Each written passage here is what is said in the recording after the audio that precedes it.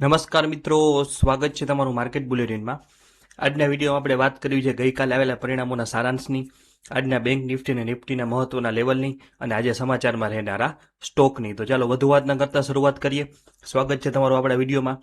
આજે આપણી પાસે 19 મે રોજ બંધ થયા પછી રાત્રે 10:30 વાગ્યા સુધીમાં જાહેર થયેલા ઘણી નાની મોટી કંપનીઓના ત્રિમાસિક પરિણામોના મહત્વના અપડેટ છે, જેની સીધી અસર આજના ટ્રેડિંગ સત્રમાં જોવા મળી શકે છે।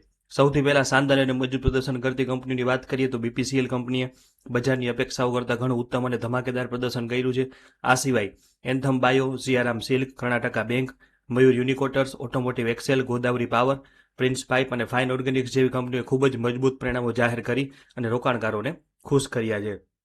બીજી તરફ નબળા પરિણામો અને મધ્યમ પરિણામોની વાત કરીએ તો મિશ્ર પરિણામો ધરાવતી કંપનીઓમાં હેટ્સન એગ્રોનું પ્રદર્શન ગયા ક્વાર્ટર કરતાં નબળું પણ ગયા વર્ષ જેટલું જ સામાન્ય રહ્યું છે, જ્યારે ask auto, Shaily engineering, Mankind pharma, KDDL speciality restaurant અને ડાયનામિક ટેકનું પ્રદર્શન ગયા વર્ષની સરખામણીએ ઘણું સારું રહ્યું છે યર ઓન યર, પરંતુ ગયા ક્વાર્ટર કરતાં થોડું નબળું કે ફ્લેટ જોવા મળ્યું છે।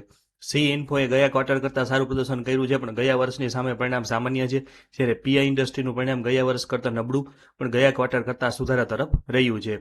નબળા પરિણામોની યાદીમાં બોરોસેલ, એલેમ્બિક, ડીસા ઇન્ડિયા અને મીડિયા સેક્ટરની જી એન્ટરટેનમેન્ટના પરિણામો બજારની ધારણા કરતાં નિરાશાજનક અને નબળા આવ્યા છે, જેથી આ સ્ટોક ઉપર ખાસ નજર રાખવી જરૂરી છે। હવે વાત કરીએ સ્ટોક્સ ટુ વોચની, એટલે કે આજે સમાચારમાં રહેનારા શેરની। ન્યૂઝ આધારિત સ્ટોક ટુ વોચનો જેએસડબલ્યુ એનર્જી તરફથી એક મોટી બિઝનેસ ડીલ આવી રહી છે। કંપનીએ જાપાનની તોશિબા કોર્પોરેશન પાસેથી તોશિબા જેએસડબલ્યુ પાવર સિસ્ટમમાં 150 કરોડનું રોકાણ કરી અને વધારાનો ઇક્વિટી હિસ્સો ખરીદવાના આખરી કરાર કર્યા છે, જેના પછી આ કંપનીમાં તેમનો હિસ્સો નોન ડાયલ્યુટેડ બેસિસ ઉપર વધીને 20%, 20.7% થઈ જશે। તો બીજી તરફ સનફાર્મા એડવાન્સ રિસર્ચ કંપની એટલે કે સ્પાર્કના રોકાણકારો માટે યુએસ માર્કેટમાંથી રેગ્યુલેટરી અપડેટ છે।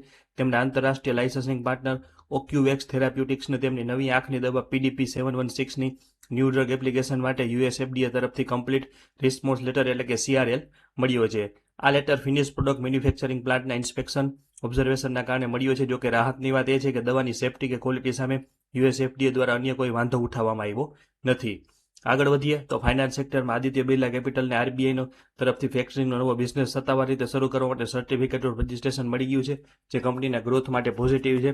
જ્યારે મેનેજમેન્ટના ફેરફારમાં વાત કરીએ તો સુલામ આઈડિયાર્સના સીએફઓ અભિષેક કપૂરે રાજીનામું આપ્યું છે અને તેમની જગ્યાએ રિંકુ મોરેને નવા સીએફઓ ડેઝિગ્નેશન તરીકે નિયુક્તિ કરવામાં આવી છે।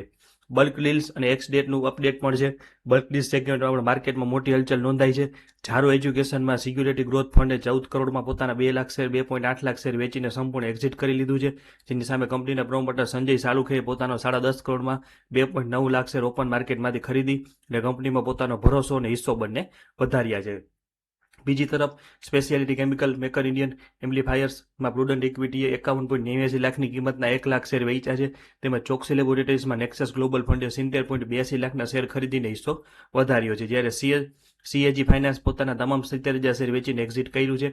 વધુમાં કોર્પોરેટ એક્શનના ભાગરૂપે આજે શિપિંગ ક્ષેત્રની દિગ્ગજ કંપની ગ્રેટ ઇસ્ટર્ન શિપિંગ કંપનીનો શેર એક્સ ડિવિડન્ડ રેટ થશે અને ઇન્વિટ સેગમેન્ટમાં આઈઆરબી ઇન્વિટ તથા પાવર ગ્રીડ ઇન્વિટ ઇન્કમ ડિસ્ટ્રીબ્યુશન એટલે કે આવક વિતરણ માટે આજે એક્સ ડેટ ઉપર ટ્રેડ કરશે।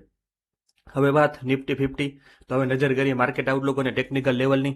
તો 19 મે રોજ નિફ્ટી શરૂઆતનો નફો ગુમાવીને છેલ્લે પ્રોફિટ બુકિંગના કારણે સામાન્ય ઘટાડા સાથે 23,618ની સપાટીએ બંધ થઈ હતી। ઇન્ડેક્સ છેલ્લા કેટલાક દિવસોથી 23,300થી 23,800ની સાંકડી રેન્જમાં જ કોન્સોલિડેટ થાય છે। ટેકનિકલ ચાર્ટ ઉપર નિફ્ટી અપર વીક ધરાવતી નાની બેરિશ કેન્ડલ બનાવી છે અને મોમેન્ટમ ઇન્ડિકેટર્સ જેવા કે આરએસઆઈ 44.7 અને એમએસીડી પણ બેરિશ ક્રોસઓવર દર્શાવે છે, જેથી બજારમાં નબળાઈ અને સાવચેતીનો સંકેત છે। જ્યાં સુધી ઇન્ડેક્સ 23,800ની ઉપર મજબૂત અને નિર્ણાયક ક્લોઝિંગ ન આપે ત્યાં સુધી સાઇડવેઝ મુવમેન્ટ ચાલુ રહેશે। જો નિફ્ટી 23,800ની પાર નીકળશે તો બુલ્સ માર્કેટને 24,000 અને 24,300 સુધી ઉપર લઈ જઈ શકે છે। આજના ટ્રેડિંગ માટે પીવોટ પોઈન્ટ મુજબ ઉપરની તરફ 23,737, 23,783 અને 23,238 અને 858 મુખ્ય રેઝિસ્ટન્સ રહેશે, જ્યારે નીચેની તરફ 23,400 ક્રુશિયલ સપોર્ટ છે અને ઇન્ટ્રાડે સ્પોટ લેવલ 23,588 થી 23,542 તથા 23,467ની આસપાસ રહી શકે છે। વાત કરીએ બેંક નિફ્ટીની, તો અંતમાં બેંક નિફ્ટીની વાત કરીએ તો બેન્કિંગ ઇન્ડેક્સ પણ 0.24% ઘટીને 53,409ના સ્તરે બંધાયો હતો। દૈનિક ચાર્ટ ઉપર અપર શેડો ધરાવતી નાની બેરિશ કેન્ડલ બની છે, જે દર્શાવે છે કે બેન્કિંગ શેરોમાં ઊંચા મથાળે વેચવાલીનું દબાણ હજી યથાવત છે। બેંક નિફ્ટીને તેની તમામ મુખ્ય મૂવિંગ એવરેજ અને એપ્રિલ રેલીના 50% ફિબોનાચી રિટ્રેસમેન્ટ લેવલની નીચે ટ્રેડ થઈ રહી છે। આરએસઆઈ ઘટીને 40 ઉપર આવી ગયો છે અને એમએસીડી પણ 0 લાઇનની નીચે હોવાથી શોર્ટ ટર્મમાં બુલિશ મોમેન્ટમનો અભાવ વર્તાઈ રહ્યો છે।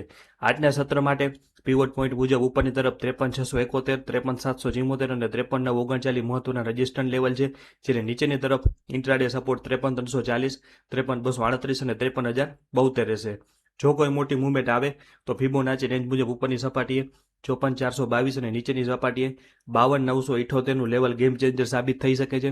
તો બજારના આવા જ ઝડપી, સચોટ અને પ્રોફેશનલ અપડેટ રોજ મેળવવા માટે આપણી ચેનલને સબસ્ક્રાઇબ કરવાનું ના ભૂલતા અને વિડીયો લાઇક, શેર અને સબસ્ક્રાઇબ કરી દેજો. આ વિડીયો તમને કેવો લાગ્યો તે કોમેન્ટ સેક્શનમાં જરૂર જણાવજો અને છતાં પણ આપનો કોઈ પ્રશ્ન કે મંતવ્ય હોય તો પણ જણાવજો. આભાર. જોડાયેલા રહેજો.